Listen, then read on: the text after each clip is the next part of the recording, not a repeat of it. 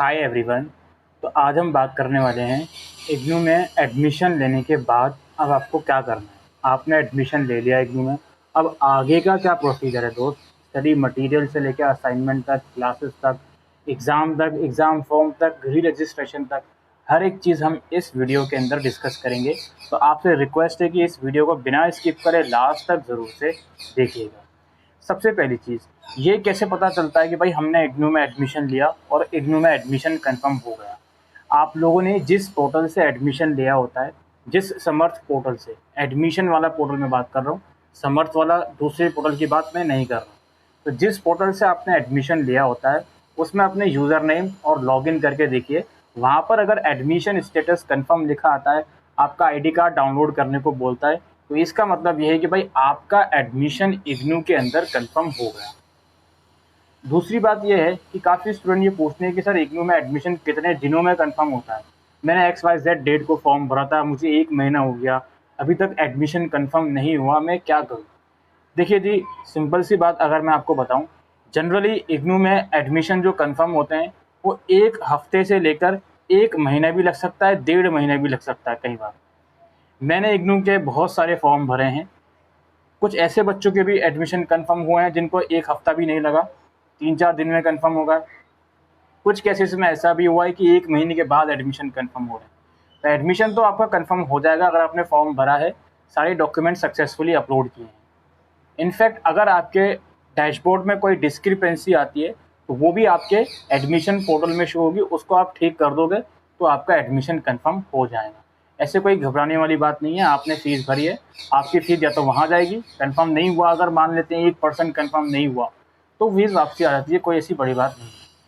ठीक है, अब आती है बारी, भाई एडमिशन कंफर्म हो गया, अब क्या करें। सबसे पहली चीज़, आपको ये पता होना चाहिए कि जिस कोर्स में आपने इनरोल करा है इग्नू के अंदर, वो सेमेस्टर बेस्ड प्रोग्राम है या फिर एनुअल प्रोग्राम है। इससे मेरा मतलब ये है कि उसके एग्ज़ाम या असाइनमेंट सेमेस्टर वाइज होते हैं या एनुअली होते हैं। जनरली मैक्सिमम कोर्सेज इग्नू के अंदर ऐसे हैं जिनके एग्ज़ाम ईयरली ही होते हैं, चाहे वो CBCS के BA वगैरह कोर्स हों, BA ऑनर्स कोर्स हों, चाहे वो मास्टर्स लेवल पर MA के कोर्सेज हों। इनके जो एग्ज़ाम्स वगैरह, असाइनमेंट वगैरह, ये सब ऑनलाइन ही होते हैं। कुछ कुछ ऐसे कोर्सेज हैं जो इसके एग्ज़ाम और असाइनमेंट सेमेस्टर वाइज होते हैं, जैसे MCOM हो गया, MBA हो गया, MCA हो गया, BCA हो गया, या कोई सर्टिफिकेट प्रोग्राम हो गया, है ना। वो 6 महीने का होता है तो ऑब्वियसली सेमेस्टर वाइज एक ही सेमेस्टर बचा उसका, तो ये मतलब एक ही सेमेस्टर हुआ तो उसका तो इस तरीके के प्रोग्राम होते हैं सेमेस्टर वाइज। तो पहले तो आपको ये कंफर्म करना है कि आपका जो कोर्स है वो सेमेस्टर वाइज है या एनुअल वाइज है। ये आपने कंफर्म कर लिया। दूसरा तरीका अब ये है, आप दोस्तों, दूसरा स्टेप अब ये है कि आप लोगों के असाइनमेंट आप लोग बनाना शुरू कर दो धीरे धीरे। इस चीज़ का वेट मत करो आप लोग लास्ट मोमेंट का वेट मत करो। आप लोग अगर जॉब भी कर रहे हो तो भी आपके पास उतना इनफ टाइम आई थिंक होना चाहिए कि असाइनमेंट बनाना आप लोग शुरू कर दो।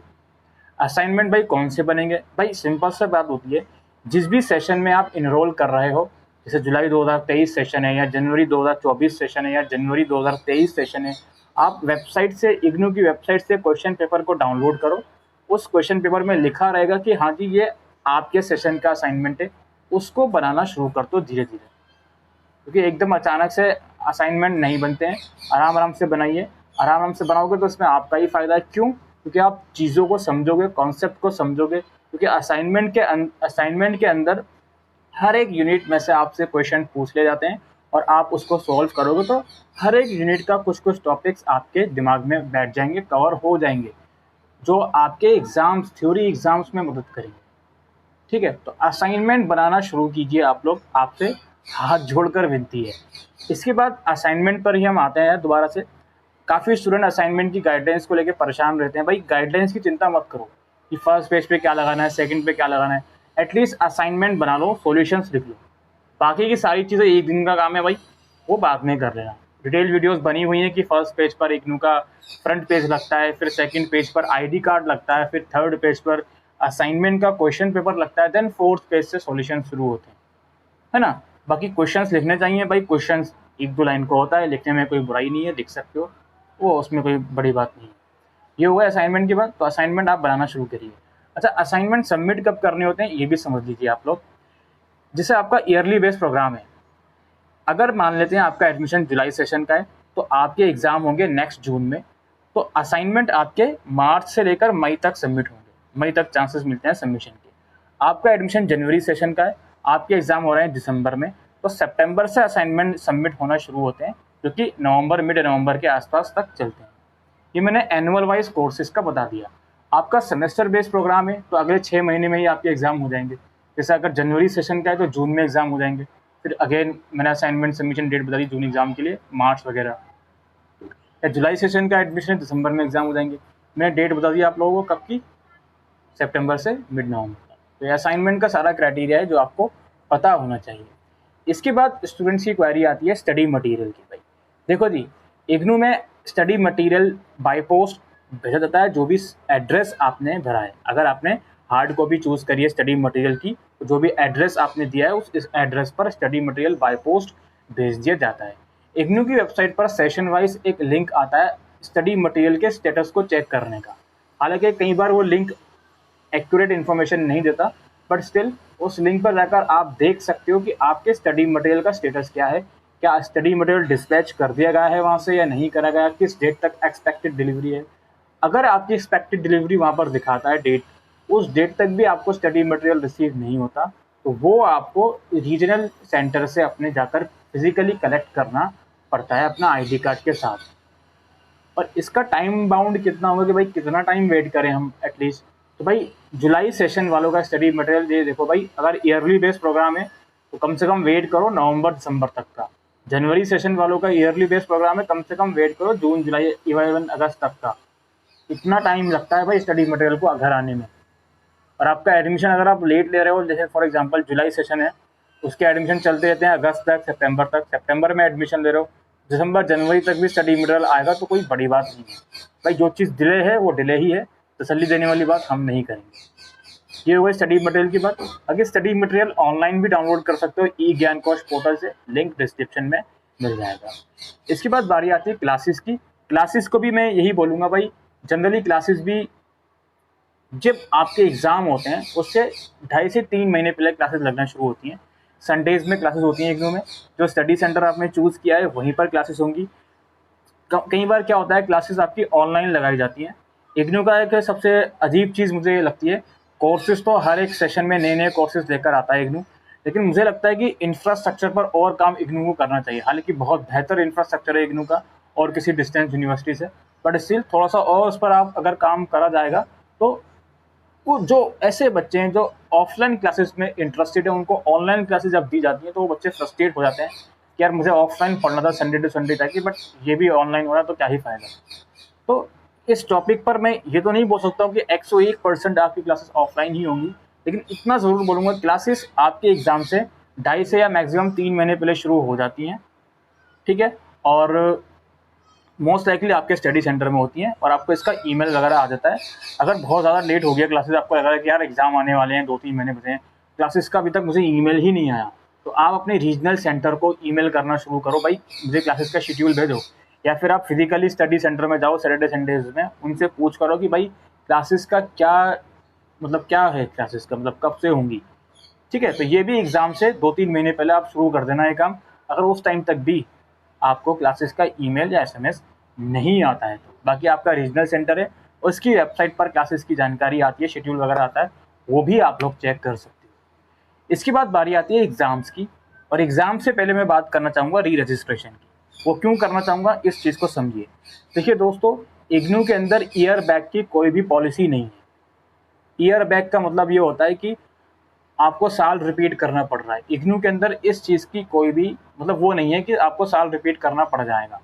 अगर आप इग्नू के पेपर नहीं दे पाए फर्स्ट ईयर के, या फेल हो गए सभी सब्जेक्ट्स में, तो आपको साल रिपीट करना पड़ रहा है, ऐसा इग्नू में नहीं होता, ठीक है। अब दूसरी चीज़ को समझिए, री रजिस्ट्रेशन को।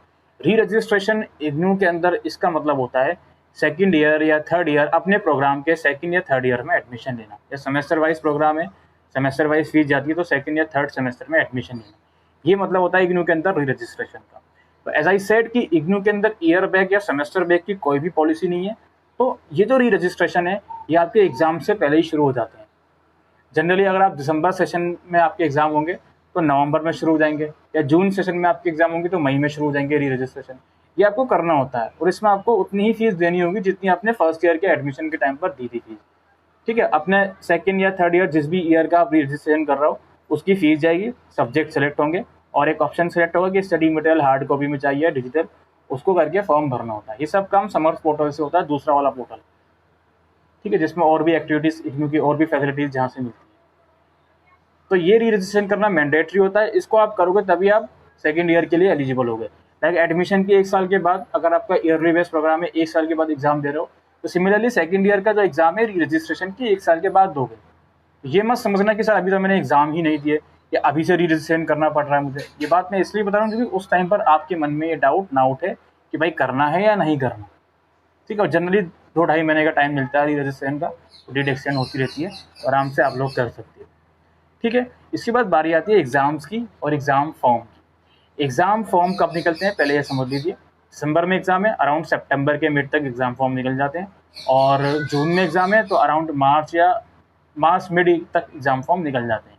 एग्ज़ाम फॉर्म में आपको एग्ज़ाम सेंटर सेलेक्ट करना होता है, राइट, और एग्ज़ाम फीस देनी होती है 200 रुपये पर सब्जेक्ट के हिसाब से, और अपने सब्जेक्ट वगैरह चूज़ करके आपको सारा सबमिट करना होता है। Exams as I said yearly based programme है, तो जुलाई वाले सेशन के एग्ज़ाम नेक्स्ट जून में होंगे, जनवरी वाले सेशन के एग्ज़ाम दिसंबर में होंगे, और अगर सेमेस्टर बेस्ड प्रोग्राम है जुलाई वाले सेशन के एग्ज़ाम दिसंबर में होंगे, हाँ, जनवरी वाले सेशन के एग्ज़ाम जून में होंगे। ऐसा भी कर सकते हो आप, अगर आपका सेमेस्टर बेस्ड प्रोग्राम है दोनों सेमेस्टर एक साथ भी दे सकते हो। अगर आपको लगता है कि आप रेडी नहीं हो एग्ज़ाम देने के लिए, कोई बात नहीं, अगर सेमेस्टर बेस्ड प्रोग्राम है तो उसके एग्ज़ाम आप बाद में भी दे सकते हो। वही मैं ईयरली बेस्ड का भी एक बार बता देता हूँ।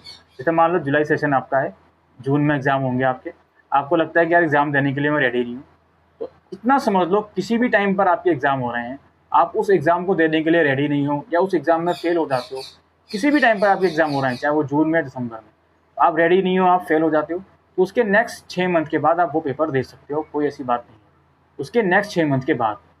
ठीक है, तो इस चीज़ को समझ लो जितना जल्दी पॉसिबल हो। तो एग्ज़ाम्स वगैरह होगा, एग्ज़ाम फॉर्म होगा, इसके बाद रिजल्ट आते हैं। रिजल्ट का भी यार एक थोड़ा चीज़ें समझो।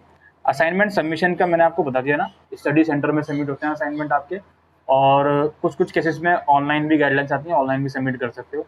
वो आपके उस टाइम पर गाइडलाइंस आती हैं रीजनल सेंटर द्वारा, तो उसके अकॉर्डिंगली आपको सबमिट करने होते हैं। अब मैं बात कर रहा था, थोड़ा रिजल्ट की बात कर लेते हैं। देखो जी, इग्नू के अंदर रिजल्ट जो आता है वो फेज़ मैनर में आता है। ऐसा नहीं है कि मान लो आप एमपीएस में हो, फर्स्ट ईयर में हो, 4 सब्जेक्ट्स का आपने एग्ज़ाम दिया, तो चारों के चारों सब्जेक्ट का रिजल्ट एक साथ आ गया, ऐसा नहीं है। जैसे फॉर एग्जांपल आपने दिसंबर में पेपर दे दिए, पेपर खत्म आपके, तो रिजल्ट आना शुरू हो जाएगा जनवरी में ही, या हो सकता है इवन दिसंबर में ही रिजल्ट आना शुरू हो जाए, लेकिन आपके सब्जेक्ट का रिजल्ट कब आएगा ये कोई नहीं कह सकता भाई।